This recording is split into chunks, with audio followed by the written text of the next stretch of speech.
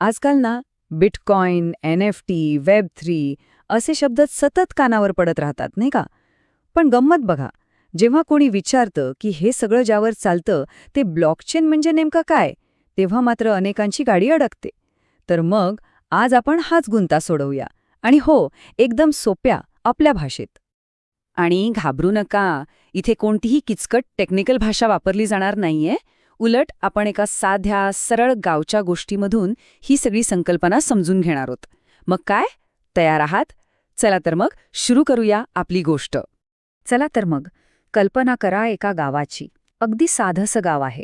पण या साध्या गावात लवकरच विश्वासाची एक मोठी समस्या उभी राहणार आहे. तर या गावात रामराव आणि सखाराम नावाचे दोन शेजारी राहतात. झालं काय की त्यांच्यात एका 5 एकर जमिनीच्या तुकड्यावरून चांगलाच वाद पेटला. रामराव म्हणतात जमीन माझी, सखाराम म्हणतात माझी. आता सांगा, हा वाद मिटवायचा कसा? आता आपल्या नेहमीच्या पद्धतीनुसार पाहिलं तर उत्तर अगदी सरळ आहे, नाही का? सरळ जायचं गावातल्या पटवाऱ्याकडे. त्याच्याकडे एक सरकारी वही असते, म्हणजे आपलं रजिस्टर. त्यात बघितलं की झालं, जमिनीचा खरा मालक कोण हे एका मिनिटात समोर येईल. पण इथेच तर खरी मेख आहे. जरा विचार करा, समजा तो पटवारीच भ्रष्ट निघाला तर? किंवा विचार करा, कुणीतरी ती वहीच जाळून टाकली किंवा ती कुठेतरी हरवली. काय होईल? सगळ्या नोंदी, सगळा पुरावा एका क्षणात कायमचा नष्ट होऊन जाईल. याच प्रकारच्या समस्येला म्हणतात केंद्रीकरण किंवा सेंट्रलायझेशन. म्हणजे काय? तर सगळी महत्वाची माहिती आणि सगळे अधिकार फक्त एकाच जागी, एकाच व्यक्तीच्या हातात असणं. आणि हा खूप मोठा धोका आहे, नाही का? आणि ब्लॉकचेन तंत्रज्ञान नेमकं याच धोक्यावरचा उपाय आहे. बरं, तर गावातल्या लोकांनी या समस्येवर खूप विचार केला आणि शेवटी त्यांनी मिळून एक असा भन्नाट उपाय शोधून काढला. एक असा नवीन नियम तयार केला जो कोणीही कधीच मोडू शकणार नाही. आता जरा कल्पना करा, त्यांनी काय केलं. पटवाऱ्याकडे एकच रजिस्टर ठेवण्याऐवजी त्या रजिस्टरच्या हुबेहूब प्रती बनवल्या आणि गावातल्या प्रत्येक घरात एक एक प्रत दिली. म्हणजे रामरावांच्या घरी एक प्रत, सखारामच्या घरी एक प्रत आणि गावातल्या इतर सगळ्यांच्या घरी प्रत्येकी एक प्रत. आता जरा या दोन्ही पद्धतींमधला फरक लक्षात घेऊया. जुन्या पद्धतीत काय होतं? सगळं नियंत्रण एकाच माणसाकडे. त्यामुळे नोंदींमध्ये गुपचूप बदल करणं अगदी सोपं होतं. पण ह्या नव्या पद्धतीत प्रत्येकाच्या हातात एक प्रत आहे, त्यामुळे लपून छपून काहीतरी गडबड करणं जवळजवळ अशक्यच आहे. जुन्या पद्धतीत एकच पॉइंट ऑफ फेल्युअर होता, म्हणजे तो पटवारी किंवा ती वही. नव्या पद्धतीत तो धोकाच उरला नाही. आणि आता बघा गंमत. समजा एखाद्याने फसवणूक करायचा विचार केला आणि आपल्याकडच्या वहीत काहीतरी बदल केला, तर काय होईल? त्याची वही गावातल्या बाकी 100 लोकांच्या वहीशी जुळणारच नाही.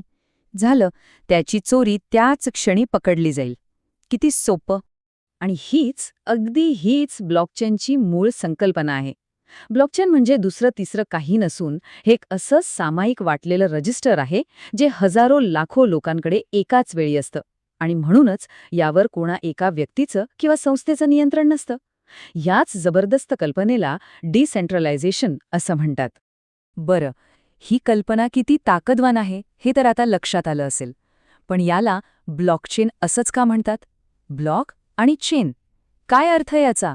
चला आता हे नाव फोडून पाहूया आणि यामागचं तंत्रज्ञान थोडं सोप्या भाषेत समजून घेऊया. हे नाव अगदी सोपं आहे.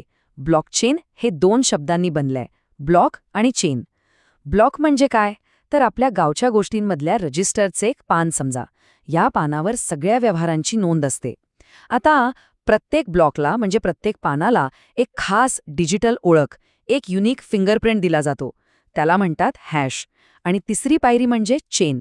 प्रत्येक नवीन ब्लॉक तयार होताना तो आधीच्या ब्लॉकचा हॅश स्वतःमध्ये साठवून ठेवतो आणि यामुळे हे सगळे ब्लॉक्स एका साखळीने एकमेकांना जोडले जातात.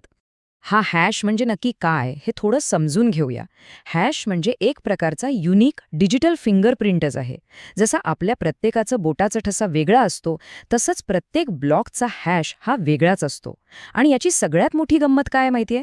जर त्या ब्लॉकमधल्या माहितीत अगदी एका अक्षराचा जरी बदल केला ना, तरी तो संपूर्ण हॅश बदलून जातो. आणि यामुळेच कुठलीही छेडछाड झाली तर ती लगेचच उघडकीला येते. आणि हे हॅश जेव्हा एकमेकांना जोडले जातात, तेव्हा एक अशी साखळी तयार होते जी तोडणं जवळजवळ अशक्य आहे. का? कारण विचार करा, जर कुणाला मधल्या एखाद्या ब्लॉकमध्ये बदल करायचा असेल तर त्याचा हॅश बदलेल आणि त्यामुळे त्याच्या पुढच्या ब्लॉकचा हॅश बदलेल आणि त्याच्या पुढचा, असं करत करत त्याला त्या साखळीतले पुढचे सगळे ब्लॉक्स बदलावे लागतील. आणि हे सगळं त्या नेटवर्कमधल्या हजारो कम्प्युटर्सवर एकाच वेळी करावं लागेल, जे खरं सांगायचं तर अशक्य आहे. तर गावची गोष्ट तर मस्त होती आणि त्यातून आपल्याला मूळ कल्पनाही समजली.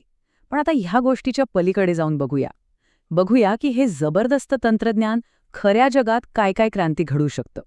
ब्लॉकचेनचा वापर खरं तर असंख्य क्षेत्रांमध्ये होऊ शकतो, जसं की जमिनीच्या नोंदी ठेवण्यासाठी, अगदी आपल्या गोष्टीप्रमाणेच. यामुळे जमिनीच्या व्यवहारात फसवणूकच होणार नाही. किंवा समजा एखादं उत्पादन ते शेतापासून आपल्या ताटापर्यंत कसं आलं याचा पूर्ण प्रवास आपण ब्लॉकचेनवर तपासू शकतो. विचार करा, मतदानासाठी किती सुरक्षित आणि पारदर्शक प्रणाली तयार करता येईल. आणि अर्थात याचा सर्वात प्रसिद्ध वापर तर सगळ्यांना माहीतच आहे, क्रिप्टोकरन्सी, ज्यामुळे कुठल्याही बँकेच्या मध्यस्थीशिवाय जगात कुठेही थेट पैसे पाठवता येतात. तर आता आपण आपल्या या चर्चेच्या जवळजवळ शेवटच्या टप्प्यात आलो आहोत. आतापर्यंत आपण जे काही पाहिलं ते एकदा थोडक्यात आठवून घेऊया आणि हे तंत्रज्ञान आपलं भविष्य खऱ्या अर्थाने कसं बदलू शकतं हे समजून घेऊया. हा तक्ता बघा, ह्यात सगळ्या गोष्टींचा सार आहे. ब्लॉकचेन म्हणजे काय? सोपं आहे. हजारो लोकांमध्ये वाटलेलं एकच रजिस्टर. ब्लॉक म्हणजे त्या रजिस्टरचं एक पान.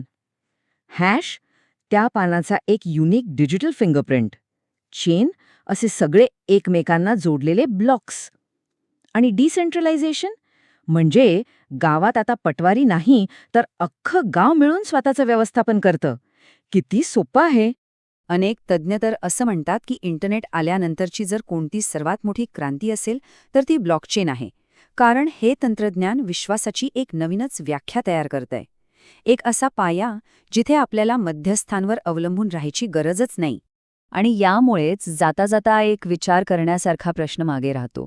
विचार करा, असं जग कसं असेल जिथे मध्यस्थांची गरजच उरणार नाही, जिथे विश्वास हा माणसांवर नाही तर एका अशा तंत्रज्ञानावर असेल ज्यात छेडछाडच होऊ शकत नाही. अशा जगाचा आपल्या भविष्यावर काय आणि किती मोठा परिणाम होईल